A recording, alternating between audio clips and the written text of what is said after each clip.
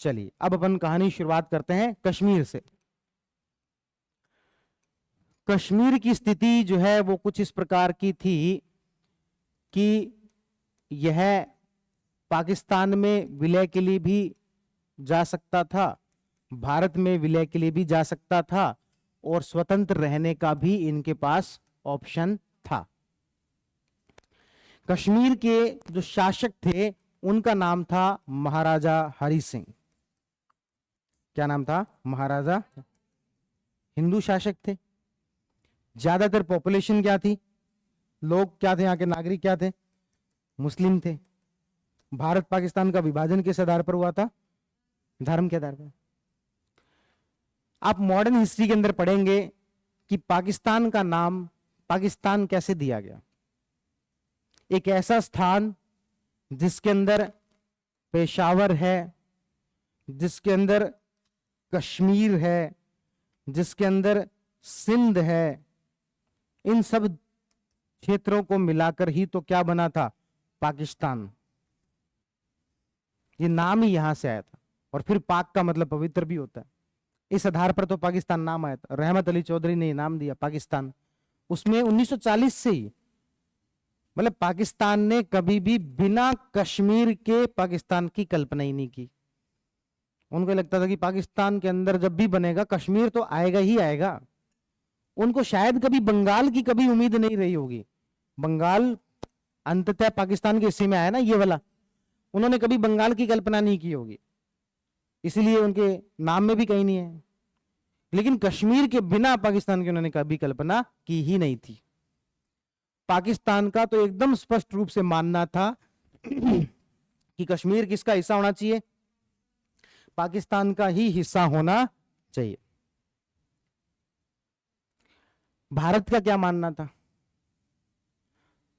भारत में सरदार वल्लभ भाई पटेल थोड़े इस मामले में, वैसे वो ज्यादा राष्ट्रवादी थे लेकिन इस मामले में थोड़े से वो लिबरल थे। उनका ये कहना था कि देखो यार, धर्म के आधार पर विभाजन हुआ है और यदि धर्म के आधार पर कश्मीर पाकिस्तान में जाता है तो कोई बड़ी बात नहीं है। हम उन्हें कब तक जबरदस्ती यूं रोक के रखेंगे? यदि वहां के महाराजा चाहते हैं पाकिस्तान में विलय हो तो हम उन्हें ज्यादा रोकने का प्रयास नहीं करेंगे, जा सकते हैं। जवाहरलाल नेहरू वो कश्मीर से थे, कश्मीरी पंडित हैं जवाहरलाल नेहरू। जवाहरलाल नेहरू जो कश्मीर से थे, उनका मानना था कि नहीं, कश्मीर तो भारत में ही रहना चाहिए। और सरदार वल्लभ भाई पटेल उस समय में ज्यादा उत्साहित उस मामले को लेकर नहीं थे। चलो, हमने भारत पाकिस्तान की बात तो कर ली, अब महाराजा हरि सिंह से तो पूछ लें, ये क्या चाहते हैं? महाराजा हरि सिंह पाकिस्तान में विलय नहीं चाहते थे। क्यों नहीं चाहते थे? इनको पता था कैसा राष्ट्र बनेगा, मुस्लिम राष्ट्र, और एक हिंदू शासक की वहां पर बिल्कुल भी। भारत के अंदर विलय भी नहीं चाहते थे। क्यों नहीं चाहते थे? उसका कारण एक यहां पर महत्वपूर्ण व्यक्ति भी हैं, उनका नाम है शेख अब्दुल्ला। क्या नाम है? शेख अब्दुल्ला। शेख अब्दुल्ला दिल्ली में पढ़ाई करके आए और यहां पर कश्मीर में उस समय में नौकरी मांगने के लिए रियासत में यहां पर गए। तो उन्होंने एक छोटी नौकरी उनको ऑफर की, पद में, छोटे पद पर उनको नौकरी ऑफर की। उन्होंने कहा कि भाई मैं इतना पढ़ा लिखा युवा हूं और मुझे एक बड़े पद पर नौकरी, लेकिन उन्होंने कहा कि नहीं, आपको इससे ज्यादा नौकरी नहीं मिल सकती, क्योंकि एक कारण ये भी था कि मुस्लिम थे और यहां पर ज्यादा बड़े पदों पर कौन थे? हिंदू लोग थे। तो ये एक तरीके से इन्होंने कश्मीर के अंदर महाराजा हरि सिंह का विरोध प्रदर्शन करना शुरू कर दिया। और शेख अब्दुल्ला जवाहरलाल नेहरू के बहुत अच्छे दोस्त भी थे। शेख अब्दुल्ला वही व्यक्ति हैं जिनके बेटे हुए फारूक अब्दुल्ला, जिनके बेटे हुए उमर अब्दुल्ला, जो आज के समय में जम्मू कश्मीर के मुख्यमंत्री और काफी लंबे समय तक मुख्यमंत्री कौन रहे? फारूक अब्दुल्ला। और काफी लंबे समय तक मुख्यमंत्री कौन रहे? शेख अब्दुल्ला। ये तीनों जो लोग हैं तो ये मुख्यमंत्री रह चुके। तो शेख अब्दुल्ला जो नेहरू के बहुत अच्छे दोस्त थे। महाराजा हरि सिंह को एक बात एकदम स्पष्ट थी कि यदि मैंने भारत में विलय किया और कल को एक नया राज्य जब बनेगा तो हो सकता है, बहुत अधिक संभावना है कि मुख्यमंत्री कौन बनेगा? शेख अब्दुल्ला। जिसको मैंने नौकरी पर नहीं रखा था वो इस राज्य का मुख्यमंत्री बनेगा और मुझे उसकी सुननी पड़ेगी। इसलिए भारत में भी विलय ये नहीं चाहते थे। ये तो चाहते थे कि हम तो क्या रहेंगे, पूरे तरीके से स्वतंत्र रहेंगे। इनका कहना था कि कश्मीर की वादियां हैं हमारे पास में, बड़ा अच्छा खासा टूरिज्म आएगा, एग्रीकल्चर भी ठीक ठाक होती है, तो हमारे पास में रेवेन्यू की भी कोई समस्या नहीं है, इसलिए हम रहेंगे स्वतंत्र। माउंटबेटन ने इनको समझाया कि देखो सैद्धांतिक तौर पर आप स्वतंत्र रह सकते हो, कोई दिक्कत नहीं है, लेकिन एक बात सोच लो, भारत और पाकिस्तान के बीच में पिस के रह जाओगे, और तो और उधर से चीन हो रहा है, तो इतना आसान नहीं है आपके स्वतंत्र रहना। इसलिए ज्यादा अच्छा होगा आप किसी भी एक में विलय कर लो। आपको लगता है पाकिस्तान में विलय करना चाहिए, पाकिस्तान में कर लो। आपको लगता है भारत में विलय करना चाहिए, भारत में कर लो, और आपको अच्छी से अच्छी शर्तें दिलवाएंगे, उन शर्तों के तहत विलय कर लो, लेकिन विलय कर लो, आपका ही फायदा है। लेकिन माउंटबेटन की बात महाराजा हरि सिंह नहीं माने। एक दो बार तो माउंटबेटन मिलने भी गए उनसे, तो उन्होंने कहा कि नहीं, महाराजा हरि सिंह जी की तबीयत थोड़ी सी ठीक नहीं है, इस तरीके से मिलने से भी मना कर दिया। चलो नहीं माने तो नहीं माने, लेकिन पाकिस्तान को तो ये बात जमे नहीं कि किस तरीके से कश्मीर का भारत के अंदर विलय, सॉरी पाकिस्तान के अंदर विलय नहीं होगा। फाइनली उनका धैर्य जवाब दे गया। 21 और 22 अक्टूबर 1947 को पाकिस्तान की तरफ से कश्मीर पर अटैक कर दिया गया। अब क्या पाकिस्तान ने ऑफिशियली किया? ऑफिशियली नहीं करेगा, वो इतना बड़ा मूर्ख भी नहीं है, क्योंकि भारत और पाकिस्तान के बीच में मध्यस्थता कौन कर रहा है? ब्रिटेन। ब्रिटेन या माउंटबेटन की तरफ से ब्रिटेन कर रहा है। तो भारत पाकिस्तान युद्ध नहीं कर सकते, और अभी जिस किसी रियासत ने निर्णय नहीं लिया है उस रियासत पर ना तो भारत ना पाकिस्तान अटैक नहीं कर सकते। इसलिए पाकिस्तान ने डायरेक्ट अटैक ना करके कश्मीर की कुछ जो जनजातियां थी, खास तौर पर अफरीदी जनजाति, कौन सी? अफरीदी। आपके पाकिस्तान के एक प्लेयर है, क्या नाम है? शाहिद अफरीदी। वो आपने कई बार सुना होगा कहते हुए कि कश्मीर तो पाकिस्तान का हिस्सा है। वो ऐसा ही नहीं कह रहे हैं, उनके पूर्वजों ने इस युद्ध के अंदर भाग लिया है। अफरीदी जनजाति के द्वारा, खास तौर पर कबाइलियों के द्वारा, यहां पर पाकिस्तान की तरफ से भारत पर अटैक कर दिया गया, और इन कबाइलियों को स्पष्ट तौर पर पाकिस्तानी सेना की मदद थी। ये भारत ने बाद में यूएन के अंदर प्रूव किया कि ये अटैक कबाइलियों के द्वारा किया ही नहीं गया था, ये पाकिस्तानी सेना के द्वारा किया गया था। स्पष्ट रूप से मदद थी। उनके हथियार, पाकिस्तानी सेना के हथियार इनके पास मिले थे, तो वो कहां से आए? इसका मतलब पाकिस्तानी सेना ने दिए थे। तो 21 और 22 अक्टूबर को इन्होंने कश्मीर के ऊपर अटैक कर दिया। इनके जो एक दीवान हुआ करते थे, उन्होंने, दीवान ने महाराजा हरि सिंह जी को कहा कि भाई पाकिस्तान की तरफ से अटैक हुआ है, कबायली जनजातियों के द्वारा अटैक हुआ है। उन्होंने गंभीरता से लेने से मना कर दिया, बोले ठीक है कोई बात नहीं, हमारे पास में खूब सेना है, सेना संभाल लेगी। दीवान साहब ने कहा कि भाई भारत से मदद ले लेते हैं, भारत की सेना बुला लेते हैं, उनसे बातचीत करना शुरू करते हैं, क्योंकि आपकी जो सेना है वो अधिकतर उसके अंदर मुस्लिम लोग हैं, और जब कबायली आएंगे और ये कहेंगे कि आपको मुस्लिम राष्ट्र के अंदर शामिल करने जा रहे हैं, आधे से अधिक उधर हो जाएंगे, इसलिए हमें मदद लेनी चाहिए। लेकिन उन्होंने बात नहीं मानी, भारत के अंदर अटैक करना शुरू किया। लगातार, ये यहां पर श्रीनगर है, लगातार श्रीनगर की तरफ बढ़ते जा रहे थे, जहां जहां पर जा रहे थे कत्लेआम मचाते जा रहे थे। फाइनली वो 23-24 अक्टूबर तक बारामूला पहुंच गए। बारामूला में तो इतना नरसंहार उन्होंने किया है, कबायली जनसंख्या, इन्होंने 1/3 जनसंख्या वहां की हत्या कर दी।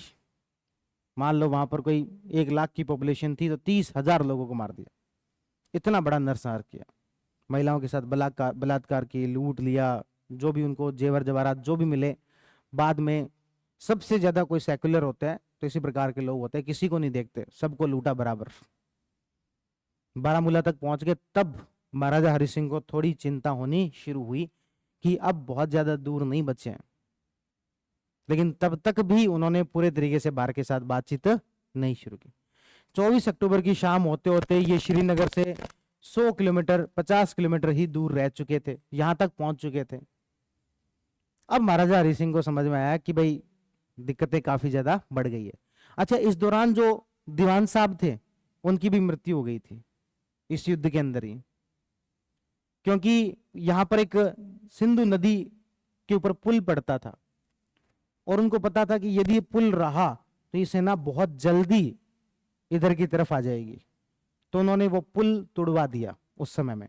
इस वजह से उस सेना को नदी जो है पार करके आना पड़ा, तैर के आना पड़ा। इस वजह से उनको थोड़ा सा ज्यादा समय भी मिल गया और इसी पूरी घटना के दौरान उनकी खुद की मृत्यु हो गई। अब फाइनली महाराजा हरि सिंह के पास कोई ऑप्शन नहीं था और वीपी मेनन के माध्यम से बातचीत हुई।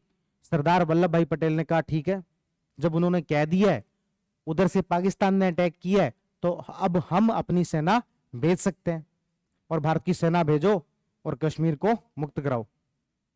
माउंटबेटन ने कहा कि ना ना ना।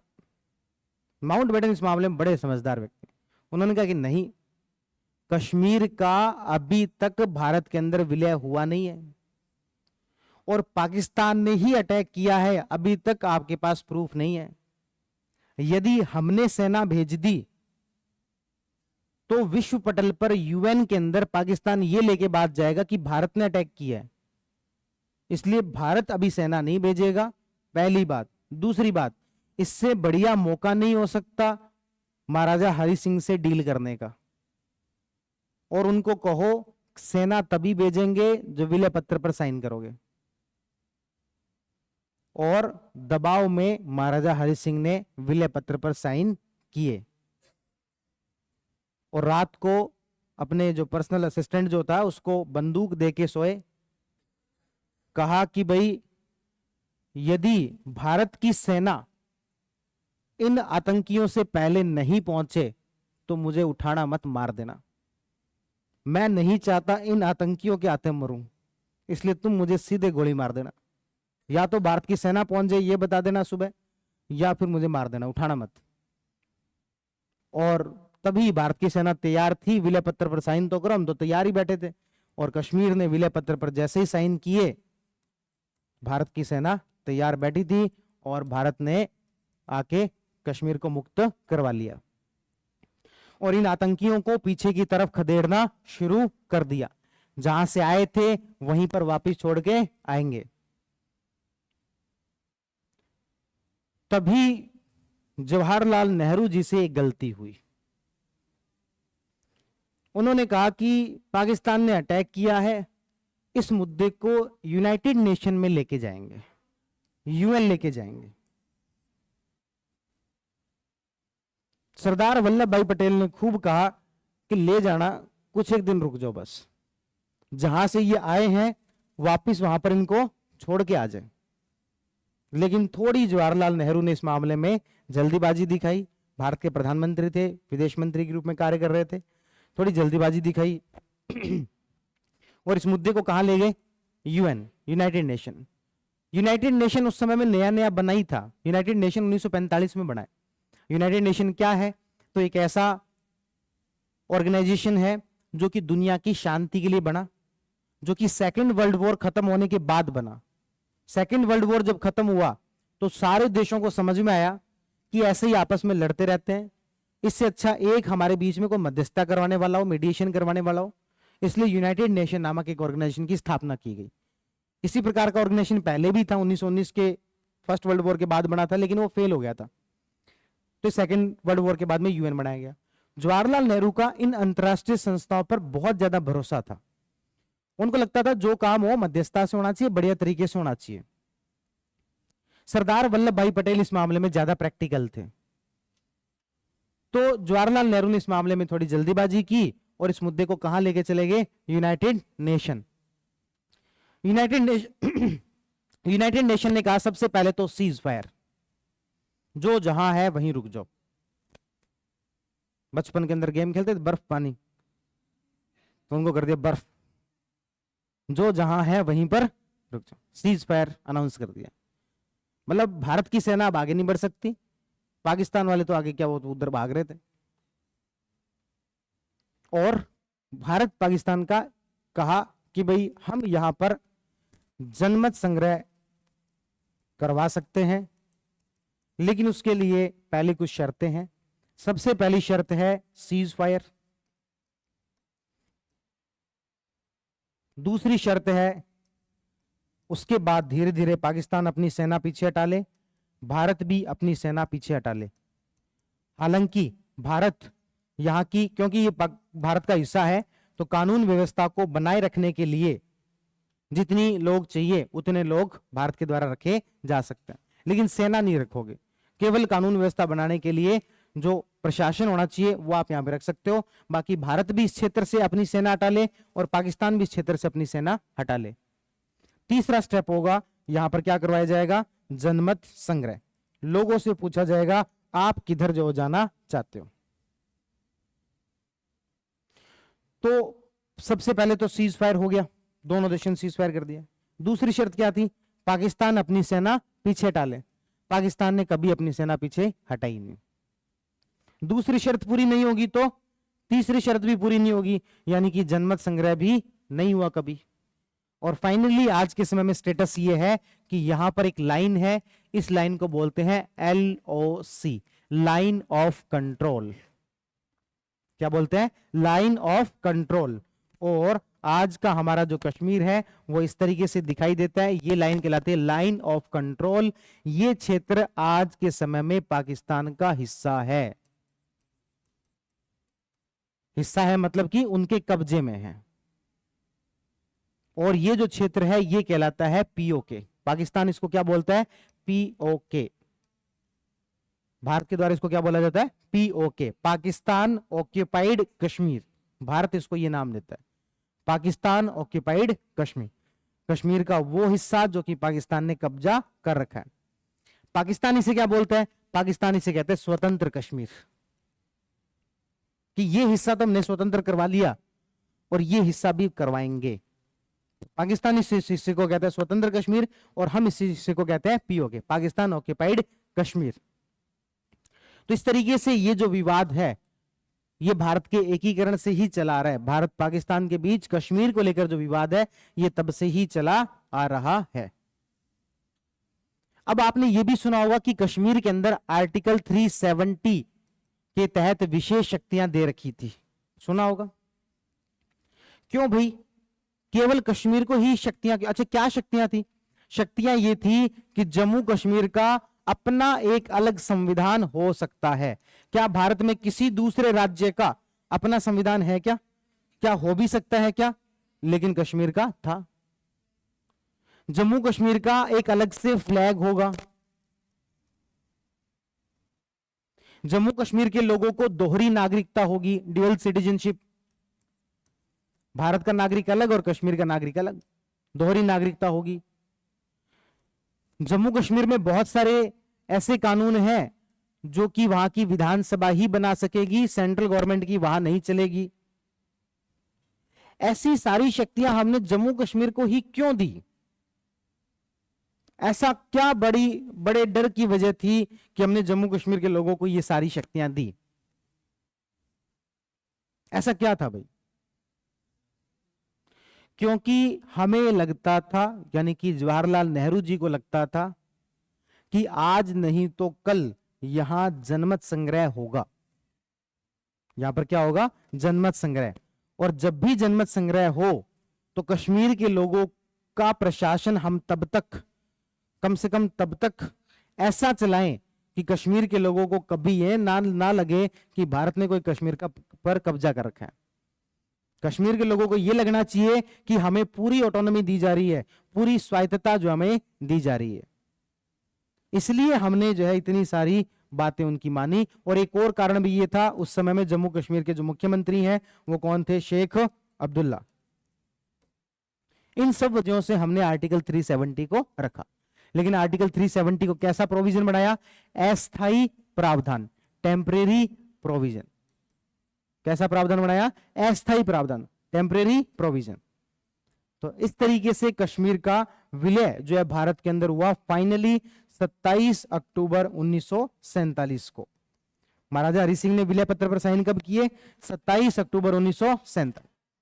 कुछ जगह पर यह तारीख आपको 26 अक्टूबर भी मिलेगी, लेकिन ऑफिशियल जो तारीख है वो 27 अक्टूबर ही है। 27 अक्टूबर ध्यान रखना, 27 अक्टूबर 1947 को ऑफिशियली महाराजा हरि सिंह ने विलय पत्र पर साइन किए, उसके बाद माउंटबेटन ने साइन किए, तब जाके भारत का कश्मीर का भारत में विलय पूरा हुआ।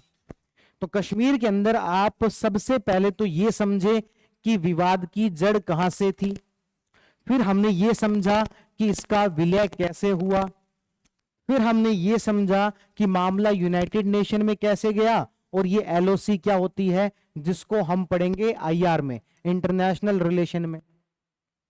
वहां यही तो पढ़ते हैं भारत पाकिस्तान के बीच संबंध कैसे हैं और क्यों खराब हुए। तो इसकी पूरी हिस्ट्री आपने जान ली। आपने ये समझा कि आर्टिकल 370 को क्यों जोड़ा गया था और मोटा मोटी उसके अंदर क्या प्रोविजन थे। और आर्टिकल 370 कैसा प्रावधान था? अस्थायी प्रावधान था, टेम्परेरी प्रोविजन जो ये थे। और आपको पता होगा 5 अगस्त 2019 को आर्टिकल 370 में संशोधन किए गए और आर्टिकल 35A समाप्त कर दिया गया। कैसे किया गया ये सारी कहानी अपन पढ़ेंगे जब हम पढ़ रहे होंगे आर्टिकल 35A। कश्मीर की सारी कहानी क्लियर हुई क्या? एकदम स्पष्ट है क्या? पक्की बात है? आगे बढ़ सकते हैं।